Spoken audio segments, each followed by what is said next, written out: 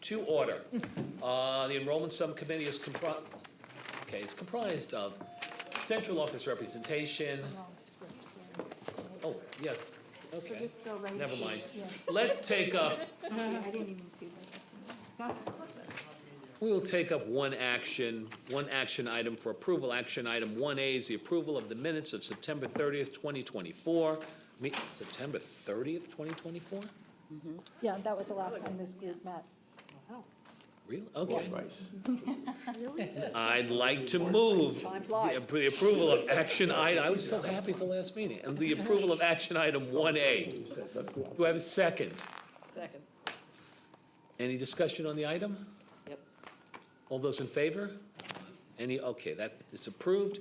With no other action items on the agenda, we'll now move to the information item.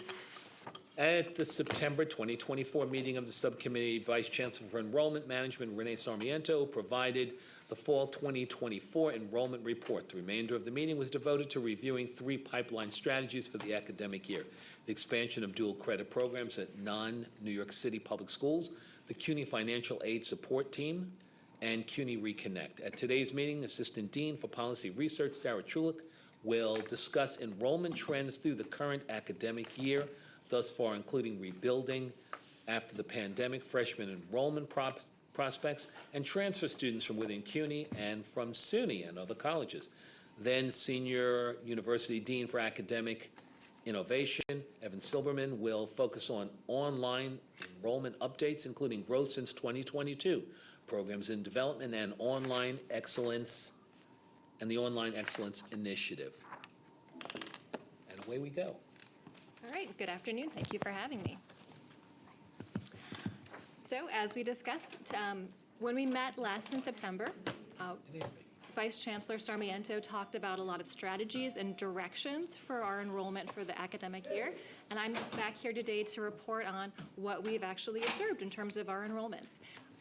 There's a lot of words that say preliminary on this first chart because some of you may know we have a very long data cleaning process, but I'm able to give fairly final reports on enrollment from fall 2024 as compared to previous years, and a little bit of a preview of what we've seen so far for spring 2025.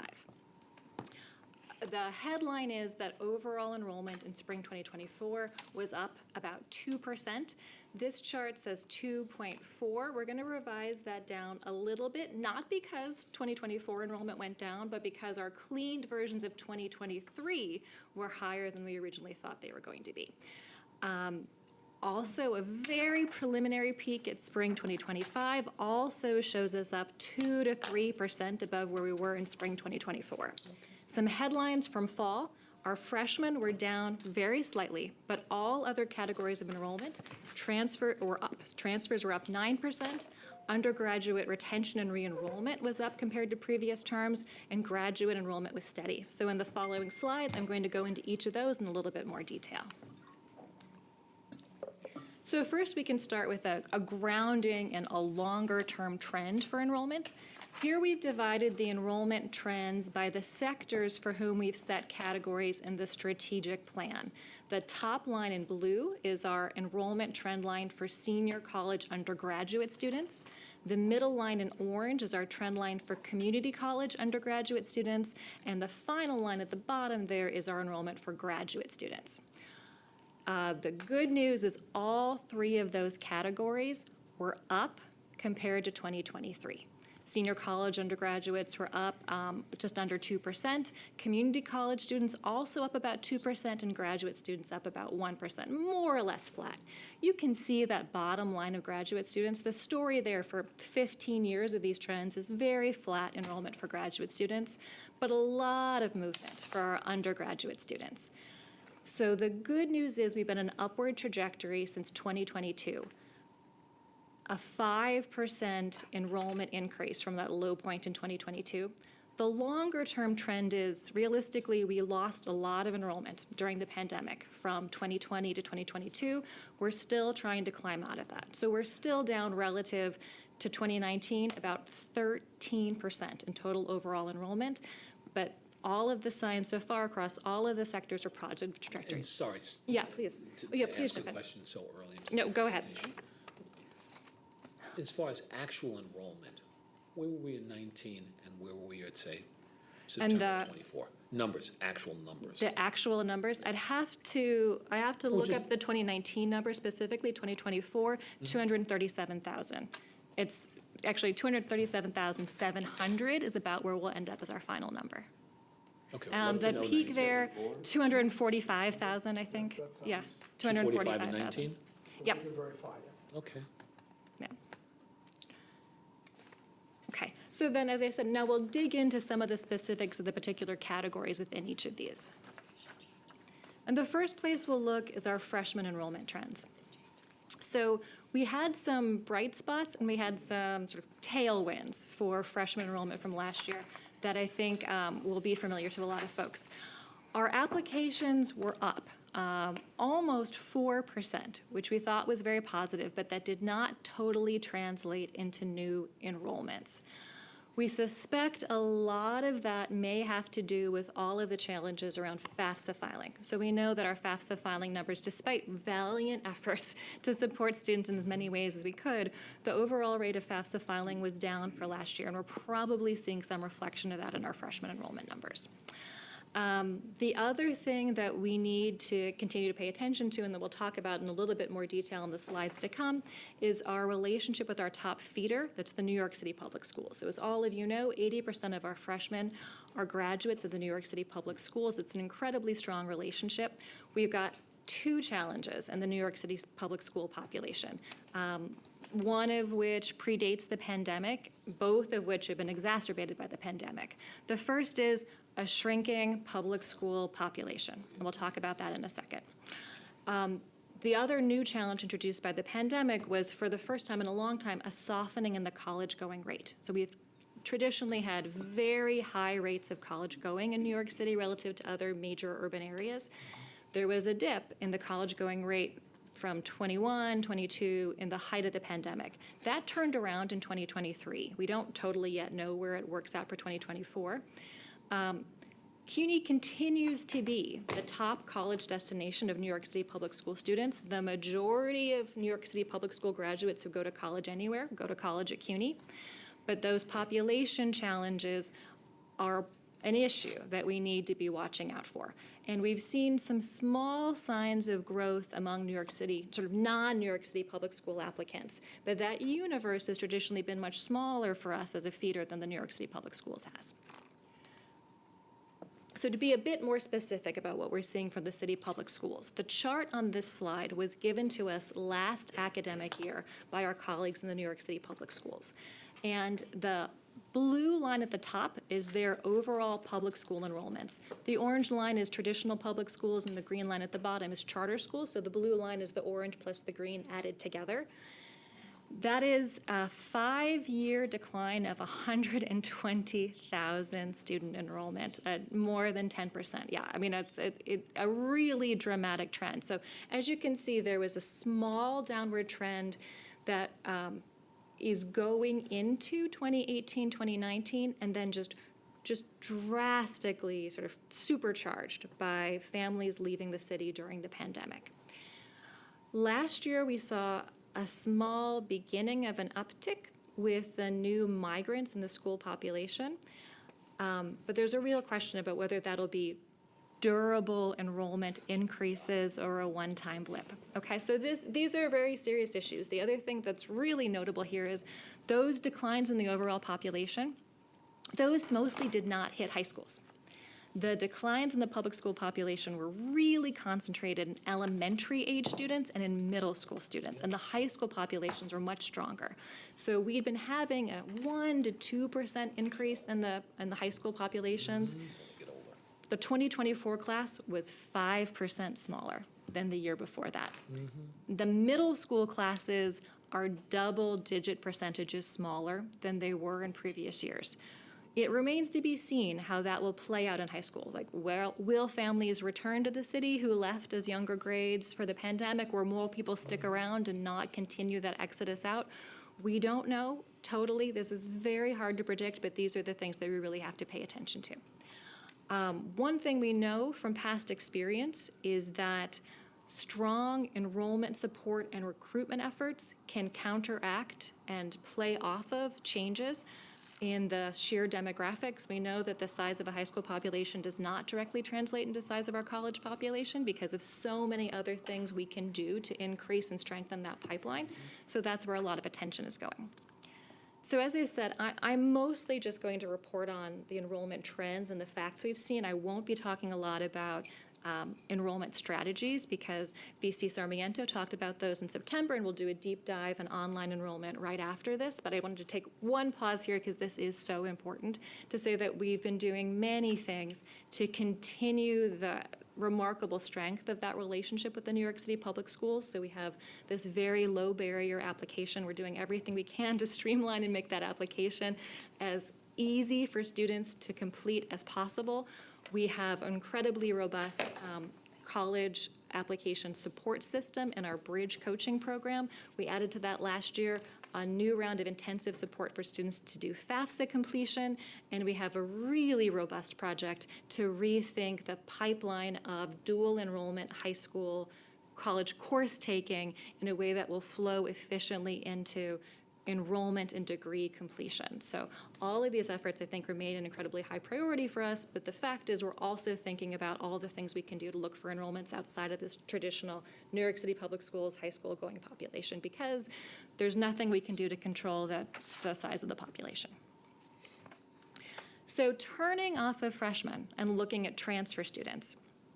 Now this is a less ambiguously positive story. As I said, overall, we had 9% growth in the number of transfer students who were enrolled in fall 24 compared to fall 2023. It's 17% higher than the number of transfer students we had enrolled in 2022. So the trend line here, the orange is enrollments of transfer students in fall terms, and the blue line is enrollments of transfer students in spring terms. Our freshman enrollment is really concentrated in the fall term, so that's where we see most of the movement. With transfer students, we also have very large numbers of students enrolling in the spring, so both spring and fall are important to look for there. And you can see that we had a drastic decline in that overall population, again, just really around the pandemic times. We see it start cratering in 2020 and 2021, climbing back up from 22 to 23, and then this relatively nice 9% increase, 24 relative to 23. And one of the things that was nice to see here is we had especially strong growth in our community college population. So we can unpack that a little bit. The charts on this slide break down the transfer enrollments into CUNY community colleges by the origins of where their students come from. So the first thing to say is the majority of CUNY's transfer enrollment of people coming from one CUNY college to another CUNY college. That's the blue line at the top, the dark blue line. It's way, way at the top. That's CUNY to CUNY enrollments. The rest of our enrollments come from literally hundreds of other colleges. They're spread very, very far out across many, many, many different feeders. There's a chunk of those we can identify as SUNY colleges. They're represented by the orange line. That's sort of the third from the bottom on this chart. And then we've broken non-CUNY and non-SUNY colleges into two groups, the sort of top 20 feeders and then everybody else. The everybody else is, as I said, literally hundreds of individual colleges who send us transfer students every year. The thing that I take away from this is every single one of those lines is going up in the last 2 years and in the last year. So we've had more CUNY to CUNY enrollment. We've had a notable increase in the SUNY enrollment, up 18% of the year before, and we've had this 27% increase in people coming from other colleges. That's the outside of the top 20 other line in the pale blue there in the middle. And as I said, that represents hundreds of different feeders. This, to me, is a very positive sign that some of the reluctance of students to enroll and re-engage with their college careers that we've been seeing has been lifted, and people are coming back to college. We saw it in hopefully the same kind of things that we were seeing translate into strong freshman applications are also translating in this desire to get back to college. And the fact that this represents so many hundreds of different feeder other colleges suggests that it's the potential of a big, broad-based trend, not something that's just one individual pocket of SUNY community colleges had a big graduation year. And this chart is now the same information, but for our senior colleges. With the senior colleges, we have a different story in that the community to senior transfer of associate students, that has been going down in our internal population. The reason for that is because we've been enrolling so many students in our senior colleges directly as freshmen. But transfers from other sources are much stronger, and they have been stable or increasing to some extent. So the particular note there is the other CUNY colleges outside of the top 20. We saw a little, you can see sort of that line of being very stable, then from 2022 into 23, 24, picking up a little bit. Echoes of the same thing we were seeing in the community colleges, that people coming from outside the system, those applications and those enrollments have really picked up from the bottom of where they were in 2022. The final piece of our enrollment picture is our re-enrollment rates. So this chart, and I'm sorry, the labels on here are so small, but this breaks down our re-enrollment trends by sector. So the panel of tall bars, I'll look it up in gesture. This panel is our senior colleges. The middle panel are the 3 comprehensive colleges that enroll both associate and baccalaureate students. And then the final panel are our community colleges. The blue bars represent our this is undergraduate enrollment. And then the orange line at the top is the re-enrollment rate. So of all of the students who were enrolled in the previous fall semester, how many re-enrolled the fall after that, netting out graduation? And the story that we have over and over again, in all of these numbers, you can see a dip from 20 to 21, the depths of the pandemic. You can see a slight increase and then from 21 to 22, and then here, so 23 is of people who were enrolled in 23, what percentage of them re-enrolled in 2024, and in both the senior colleges and the community colleges, we've had around a 1 percentage point increase in the re-enrollment rates of all of our undergraduates. So that's going to be contributing to strong continuing student enrollment numbers there. So one just sort of final closing thought, a point of national comparison. So according to the National Student Clearinghouse, there were rebounds in the enrollment rates in colleges across the country, similar to what we saw in CUNY. They say that total enrollment was up almost 5% across all colleges.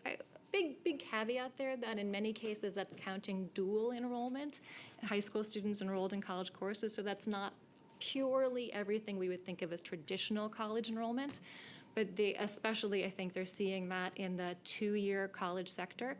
And enrollment in New York State overall was up 6%. Again, that's counting the dual enrollment numbers. But this to me feels like a positive sign, especially when coupled with what we've seen in the transfer enrollment numbers. There were fears, I think everyone will remember in the depths of the pandemic, about distrust for higher education in general, students questioning the value of college. It seems like a lot of those fears are easing, and we are seeing a lot of appetite in the state and across the country, and both our transfer population and our freshman population, for college experiences and returning to college. And our difficulty now is really, I think, the one of demographics. So that's the conclusion of what I had here. I'm happy to take some questions before I hand it over to Evan. I just have a question, Yeah, which is a little bit off the presentation, but the announcement, I know, was a few months ago in terms of community college tuition being waived or covered by, there was. Yes, which I'm sure should certainly increase, but then I worried, being from Staten Island, comprehensive colleges, which sure that didn't apply to associate degree students within the comprehensive, and I'm wondering if we have a plan of action, because I'm worrying about what impact that's going to have on enrollment in the comprehensive. So first, thank you, but as included in the testimony that I gave at the budget hearing, we identify that as something that we hope will get corrected in the process now. We made the case that in the case of CUNY, be 3 of the comprehensive, Staten Island, Medgar Evers, and New York City Tech, right, who have that situation. For SUNY is about 5 of what they call the technical colleges, which are like not community colleges that give out 2 years degree. And there's been receptivity in our lobbying efforts to make that correction. You know, we'll see at the end of the budget process, but share similar concerns. It's something that Provost Alvaro, who was part of the conversations when that got created, we raised that. The second thing I'll say about that is that overall, we find that to be a very positive trend, particularly if that element of making sure that it covers all our campuses that give associate's degrees. Because the other story of where there's numbers, right? Sarah was talking about the Department of Education, a more traditional college age, right? But one of the big opportunities for us moving forward is this large group of some college, no degree, you know, which in New York City is about, you know, 250,000 folks, right? And if you think Metro, it's even larger. And we've seen the kind of work that we can do there with CUNY Reconnect. So if we get more funding to be able to be bringing those students back, it might compensate for some of the losses that we might get on the traditional side. The community college is another version of addressing that population in a much more targeted way. And we feel that hopefully what that would do is that that sector, now is defined of people 25 to 55, are gonna be coming to our doors. Some might not be interested or might not be a good match for the programs in high demand that the initiative will make for free. But our price point is such that for many of them, even if they came looking for something else, they would probably end up being for free anyway, and we will capture them as a result of the interest going back. So I mean, I'm happy that you anticipated one of the things that in this scenario, I think is one of the trends that is positive for us in terms of an initiative to draw in that market, which is substantial. I mean, think about if we did 10, 15% of that market, it would more than cover the losses that we have had. And we see what we can do with CUNY Reconnect. We're asking for additional money in the budget to be able to expand that. And this community college initiative is another version of that. So, but we are on it on behalf of our 3 comprehensive, not just CSI. Yeah, I have a handful of questions, so I'll do them one at a time, okay? So first off, CUNY Reconnect, as the Chancellor said, talking about how it's making an impact, and I'm wondering how we measure that impact. My understanding is with a decrease in new freshmen and yet an increase at the community college enrollment levels, likely that's related to CUNY Reconnect, but I don't see that in any of the dashboards, so I'm wondering how we measure that. So a couple of responses to how we measure it. We have dashboards specifically counting exposure to Reconnect, and we have numbers of students served by Reconnect.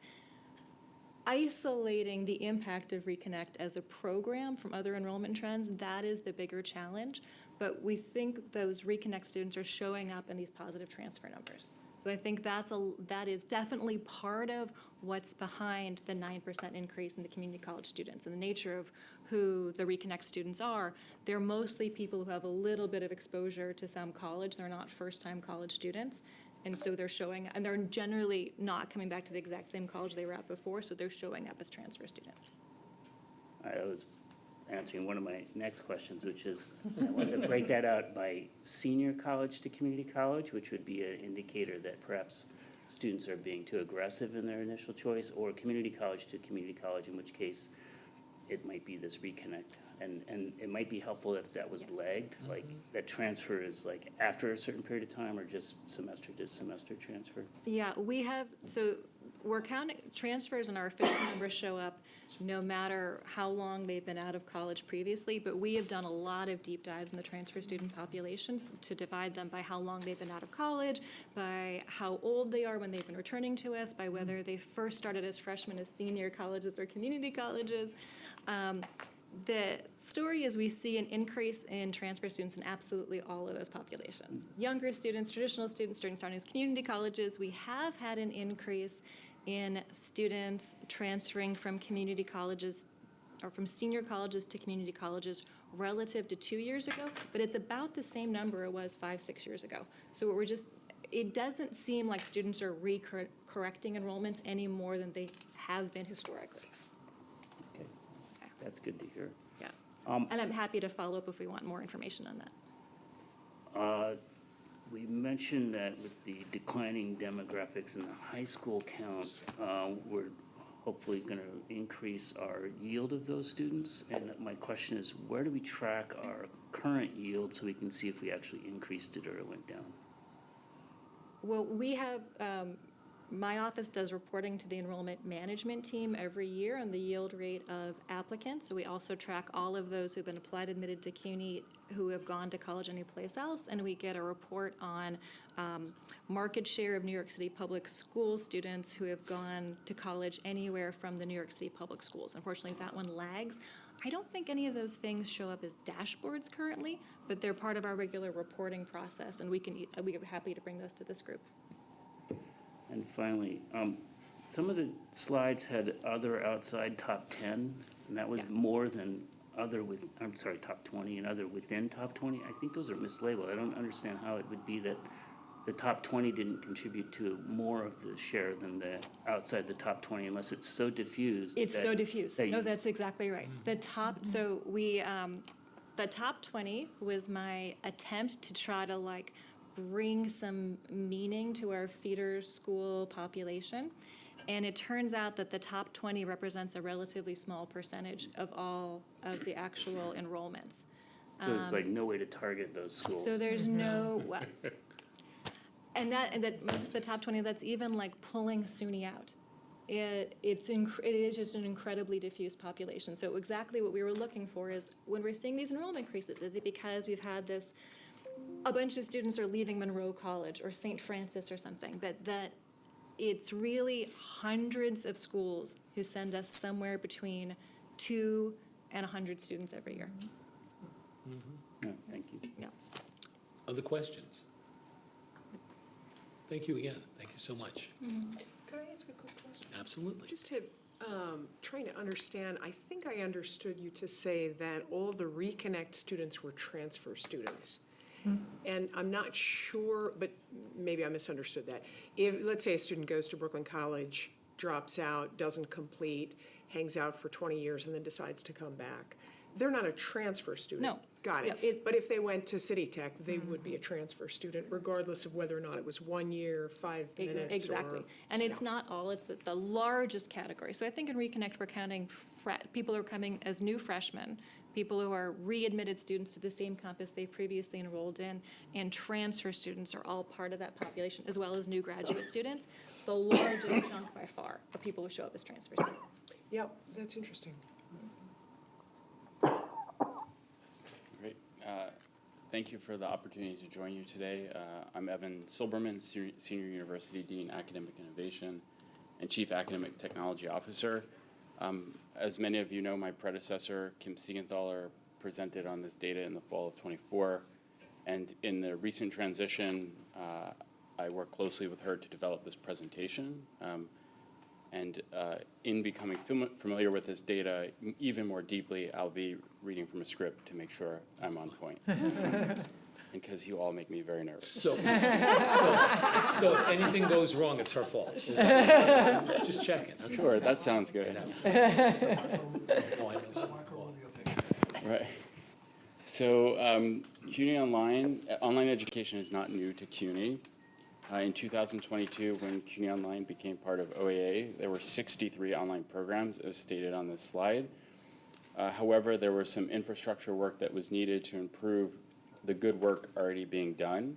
Since August 2022, we established a central service unit to develop only fully asynchronous online programs for CUNY's colleges through a partnership model.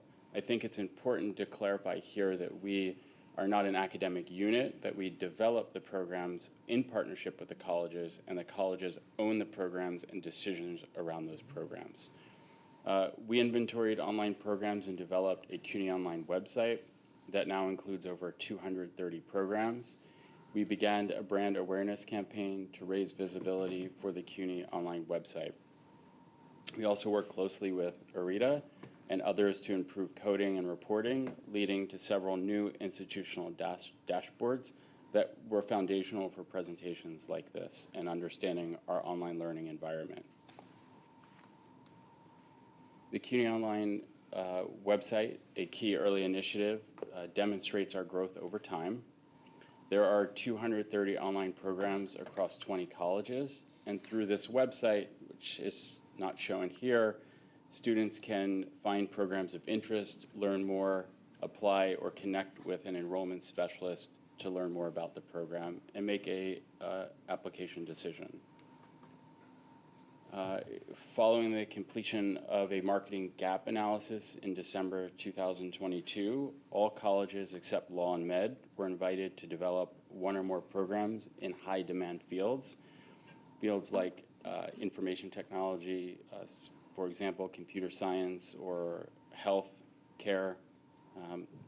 And with funding from OAA and development support from CUNY Online, we worked with various colleges to build these online programs.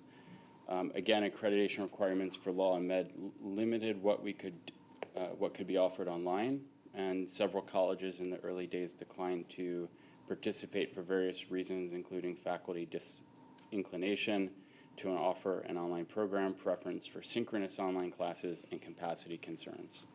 In our startup phase, CUNY Online engaged a vendor partner to scale online program delivery as we staffed our team. 5 programs have been developed in full, 25 are in development, and another 7 are in a pre-development phase where they're preparing to be built. This represents a well over $5 million investment. This number does not include money we transferred to the colleges to support course release for faculty to actually work and build on these programs, so it's closer to $7 million. We recently launched something called the Online Excellence Initiative. The OE Online Excellence Initiative supports the development of high-quality asynchronous online courses by providing faculty with up to $6,000 in development funds per course. Proposals were invited from CUNY colleges for fully asynchronous versions of Gen Ed or Gateway courses, prioritizing high enrollment classes to maximize student impact. Faculty developers must have completed a practical online teaching workshop, and they must also commit to collaborating with one of our CUNY Online instructional designers to ensure compliance with industry and regulatory standards. We received 55 proposals, of which 33 met the criteria for funding. The 33 courses will be delivered in Brightspace, our new LMS, by May 31 of 2025. So let's talk here about demographics. The next few slides are going to really tell the same story, but I wanted to provide a different lens for that story, which is most of our online students are older. These are generally students who are between 30 and 39 years old, and most of them are transfers, new graduates, or continuing students. These are students who, as we heard, in enrollment trends, who are seeking great flexibility because they're living, because they're typically, as you'll see, part-time students. Okay, I'm going off script. I'm going back on script here. All right, so online students historically at CUNY, as we see here, are pursuing bachelor's and master's degrees. Our online enrollment for this year looks strong. This headcount represents the home campus enrollment for students, so it's trending in a very positive direction. As we look closer at the data, we saw something really interesting, which is most of the popular majors for online students align quite well with the high demand areas that we were focusing on in developing online programs. As we heard earlier, about these high demand areas for the new initiative from the state for older students returning to education. There's a lot of interest in those students. As I indicated earlier, you can see here the overwhelming majority of online students are part-time. And again, these are older students who are, with competing commitments, who are returning to education or continuing their education. And so the flexibility of an online degree is essential for these students. What we're seeing here is what we can observe here is that most students are taking courses delivered in multiple modalities. And so this is really revealing, again, to this idea of flexibility, that students are taking courses, a mix of courses, in-person, hybrid, online at the same time, right? So this picture represents undergraduate and graduate education across all class types. And we can see here is the course taking pattern where most students are enrolling in in-person, online, or hybrid courses, presumably for most flexibility. So as I was working through this, and as Kim had perhaps alluded to before, there's a bigger picture here which is starting to emerge, that the numbers shared so far are for programs and students identified as online, but there's another group that we refer to as stealth online students. Stealth online students who are students enrolled in entirely online coursework, but not flagged as online students. Online students are typically flagged through several pathways, and I'm happy to expand on those if you're interested, but it's quite detailed. Stealth online students are not coded in CUNY first as online students, not in a fully online program or online subplan of a program. So working with ARITA, we established these criteria to approximate the number of stealth online students, and our initial estimate is that more than 16,000 students were not otherwise identified as online and took online classes over previous academic years. 40% took only one course. This compares to about a total of 9,000 online students, or students coded as such in CUNY first. So you can see from this these numbers in this picture that overall online learning is becoming much more than the norm for many students across CUNY. And why these additional insights are key is because students taking online classes, whether for a single semester or repeatedly, expect and often need virtual student support services. It is important that we factor this information into our resource need calculations for additional services, such as proctoring or tutoring. We're now drafting an RFP for a robust online proctoring solution that will support needs of gen ed courses, such as college algebra, as well as for courses in fully online degrees. We're also looking at an RFP, developing RFP for online tutoring vendor to supplement support provided by college tutoring centers, particularly for nights and weekend hours. And and as we think about this population, we consider this data. So looking ahead, we are continuing, bless you.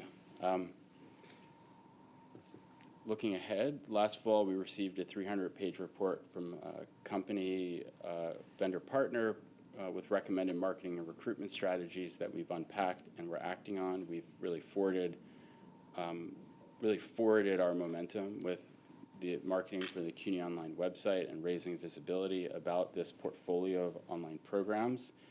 We're looking at some potential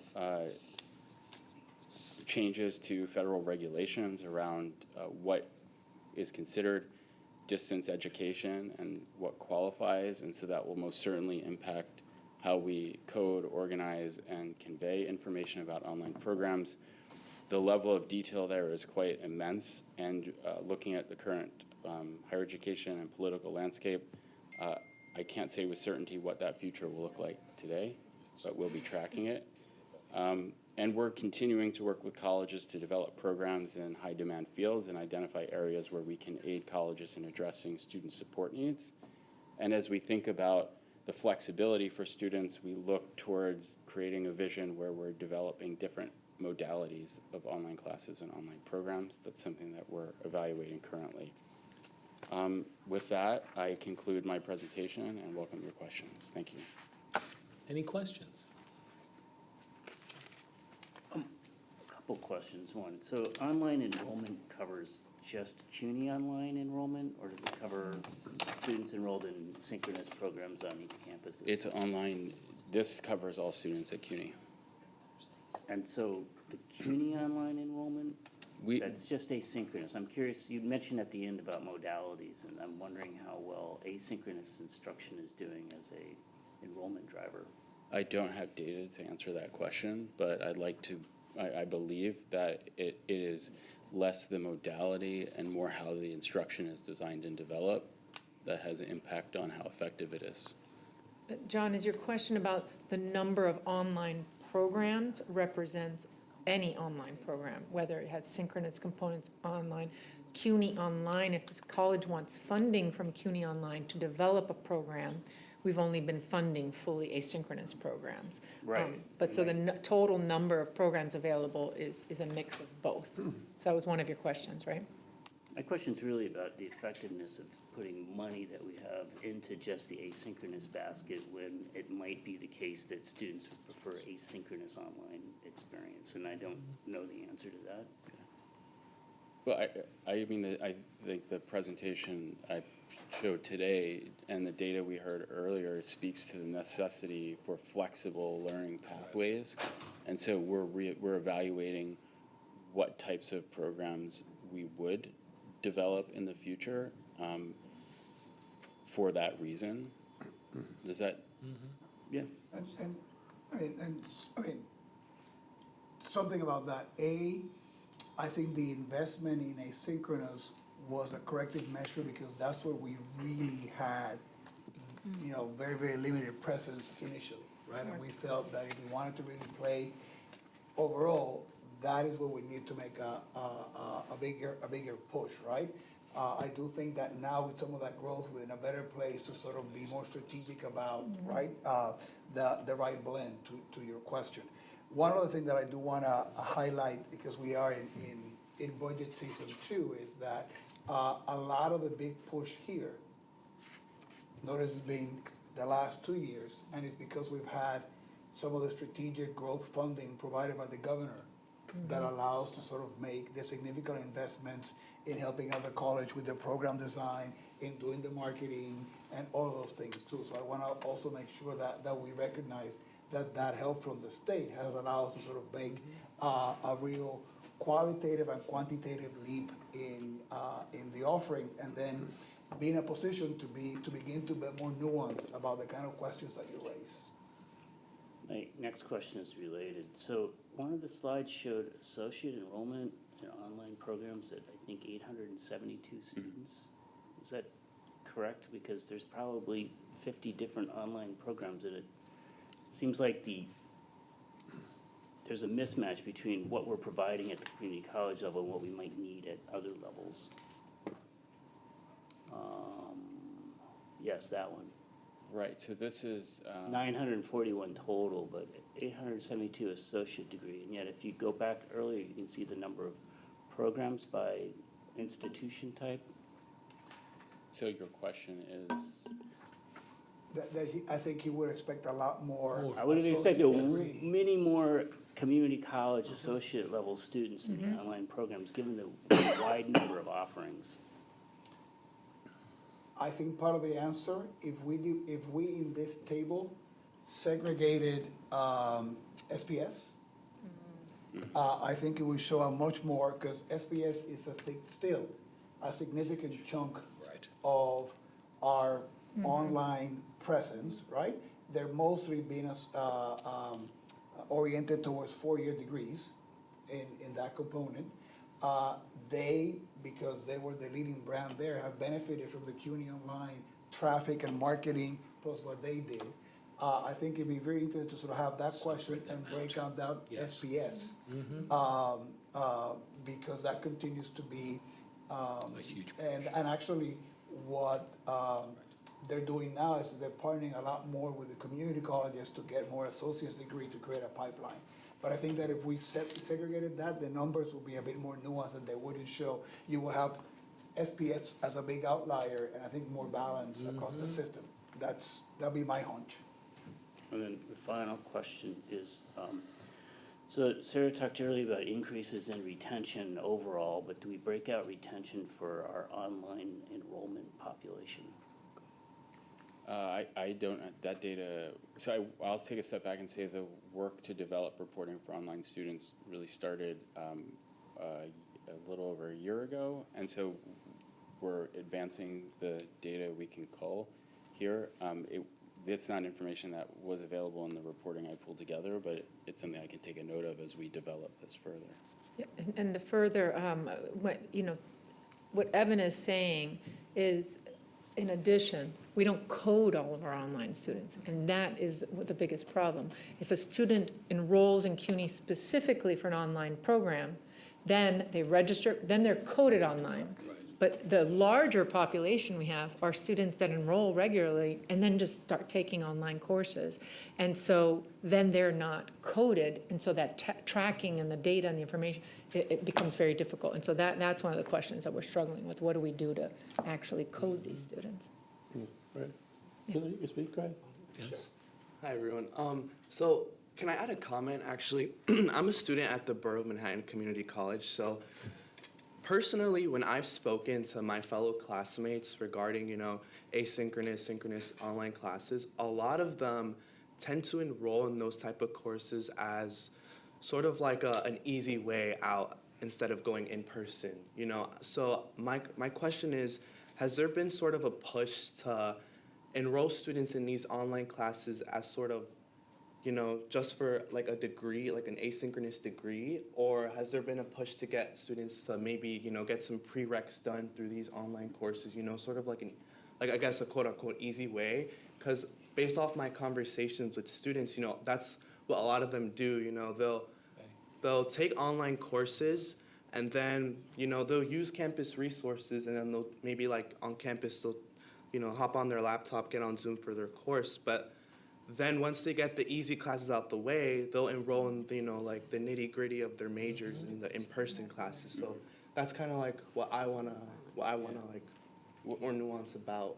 That's really insightful. Thanks for sharing. Yeah. And I do wonder what you mean by like easier courses. So yeah, for If I'm example, allowed to ask. Gut classes. I've actually partaken in this. I'm a criminal justice major, and one of my prereqs is econ, is macroeconomics. Right. So instead of maybe, working up my schedule and sitting in a course that doesn't necessarily pertain to my major, because economics isn't, that in tune with law. So I'd rather take that course online, do all the work online, do all the work, because not to say anything, but the work online is a little bit of an easier load than the work you'd get in person. So I'd rather take that course online than I would in person. So that's kind of what a lot of students do. So if it doesn't pertain to my major, I'd rather just take an asynchronous class. So that's what a lot of students do, it's not just like me. No, and it makes sense because it sounds like it benefits your schedule and creates flexibility. And in terms of your question about the push, right, in partnering with colleges, the colleges decide how to market and how to, engage in enrolling students in a program. I think we're at the point where we have the opportunity to reevaluate what courses and types of programs we're developing, right? So fully online asynchronous courses is where we are. As the Chancellor mentioned, we had substantial funding to be able to do that. But what you're sharing is so helpful for us thinking about, do we need to focus more on, general elective courses, or do we need to focus on hybrid programs, right, and other ways in which we can deliver online education? So I love having your perspective. Thank you. Can I add just one more thing? Another thing, I'm not sure if this is, correct me if I'm wrong, but I believe some nursing programs or majors that require lab courses, you can't take those courses online, right? So, is that true? Yes, you Could? they're fully online nursing programs, right? Yes. There are that, some. require lab course, So some lab courses are permissible, but to be a nurse, and for licensing purposes, Depending on the type of nurse, there are some programs that require a certain component to be in person, and then others that don't. So it's a combination, but yeah, we have some fully online. Thank you. Yes. I find it interesting, but it's obvious for the online students to be mostly older. And 50% of the online are from 30 to 49 years, to 50 years old and older. Most of those online students of that age, are they degree-seeking students, or are they looking for courses to take for whatever might be their field of expertise and what their jobs are? Yeah, so this data is for credit bearing. For programs. degree So these seeking. are degree seeking. These are all students. degree seeking. Correct. Yes, correct. I mean, we have to take into consideration that these are different phases. All these people are in different phases of their lives and have different needs. So that's why I fully support this, because I think if they can fit it into their schedule and they can get a degree and they can advance themselves, it's a win-win. Yeah, agreed. Yes, Michelle. We surveyed the students, and your comments are exactly what is true at Brooklyn College. Students want a mixture of online and in-person, and they don't like hybrid. And if they're gonna do something synchronous, they'll do it in person. And if they're gonna do something online, they want it asynchronous. They want that level of flexibility. So it's really interesting what you're talking about. Often we've saw also when we asked students this question about which kind of courses do you want asynchronous online, they want to buckle down and be in person for their degree majored classes. And then the things they're not quite as interested in, whether they're gen ed or electives, they would prefer to have asynchronous online. We're not talking about online, it's the coding of students, these are not online students. Right. These are just, That's right. so it's really interesting. Yeah. Your experience is Oh, really. and I mean, to your point, that's why OAA decided to sort of make this push for, they call the excellence that Evan presented on emphasizing on the gen ed, precisely because of that.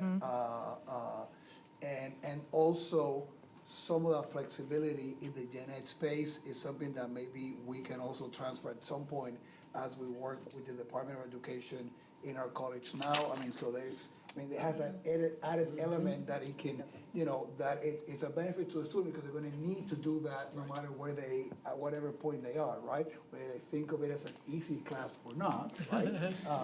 So, dead on. I remember doing those. That's, Other questions? Thank you. Well done. Thanks a lot. You can relax now. it's St. Patty's Day. All right. Exactly. Nothing else on the agenda? Motion to adjourn? We are adjourned. Thank you. Great presentation.